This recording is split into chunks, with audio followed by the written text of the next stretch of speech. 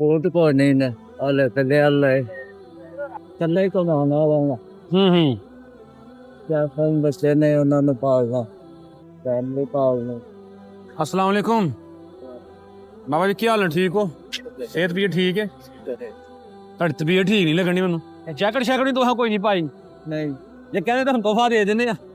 ਤੇਰਾ ਦਿਲ ਮੰਨਦਾ ਤੇ ਦੇ ਦੇ। ਹਾਂਜੀ, ਦਿਲ ਮੰਨਦਾ ਕਿਹੜਾ ਰੰਗ ਲੈਣਾ ਜੇ? ਕਿਹੜਾ ਤਾਂ ਕੀ ਹੈ ਤੋ ਉਹ ਦੇ ਸੋਹਣੀ ਵਾਲੀ ਜੈਕਟ ਕੱਢ ਕੇ ਕੈਸਲ ਐ ਲੋ। ਹਾਂ ਪਸੰਦ ਜੇ? ਹਾਂ ਠੀਕ ਹੈ। ਬੂਟ ਉਹ ਤੇ ਕੋਈ ਨਹੀਂ ਨੇ ਹਲੇ ਤੇ ਲੈ ਲੈ ਬੂਟ ਕੋਲ ਕੋਈ ਨਹੀਂ ਹੈ? ਨਾ ਕਿੰਨੇ ਨੰਬਰ ਆਉਂਦੇ ਜੇ? ਆਪ ਮਮ 8 ਨੰਬਰ ਸ਼ੂਜ਼ ਵੀ ਦੋ ਬਾਬੇ ਨੂੰ।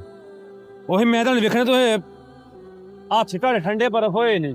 ਉਹਦਾ ਤੇ ਡਿਊਟੀ ਕਰੀ ਦੀ ਹੈ ਚੌਕੀਦਾਰਾ ਕਰੇਦਾ। ਅੱਛਾ, ਰਾਤ ਦੀ ਡਿਊਟੀ ਕਰਦੇ ਚੌਂਕੀਦਾਰੀ ਦਾ ਕੰਮ ਕਰਦੇ ਹੋ? ਕਿੰਨੀ ਤਨਖਾਹ ਦਿੰਦੇ ਜੇ? ਤਨਖਾਹ ਸਾਡੀ ਫਰੀ ਦਾ 5000 ਹੈ। ਜੀ ਗੁਜ਼ਾਰਾ ਹੋ ਜਾਂਦਾ? ਕੱਲੇ ਹੀ ਕਮਾਉਣਾ ਵਾਂਗਾ ਕਿਆ ਫਨ ਬੱਚੇ ਨੇ ਉਹਨਾਂ ਨੂੰ ਪਾਲਣਾ ਫੈਮਲੀ ਪਾਲਣਾ।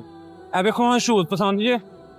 ਗਰਮ ਸ਼ੂਜ਼ ਨੇ, ਦੇਖੋ ਹਾਂ ਪਸੰਦ ਜੇ? ਚੰਗੇ ਜੇ? ਕਿੰਨੇ ਇਹ ਲੋ ਹਾਂ ਗਰਮ ਜਲਾਬਾ ਨਾਲ, ਇਹ ਗਰਮ ਟੋਪੀ, ਇਹ ਤੋਂ ਹਾਂ ਬਿਲਕੁਲ ਪਤਰੀ ਜੀ ਪਾਈ ਦੀ ਹੈ।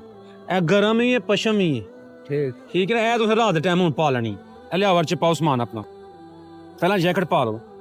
ਜੈਕਟ ਚਲੋ ਮੈਂ ਉਂਝ ਚਲੋ ਪਾਲ ਲਾ ਇੰਜ ਫੜ ਲੋਗੇ? ਨਾਲੇ ਪਾ ਕੇ ਜਾਣਾ ਹੈ ਬੇ ਵਾਪਸੀ ਆ ਜਾਏ।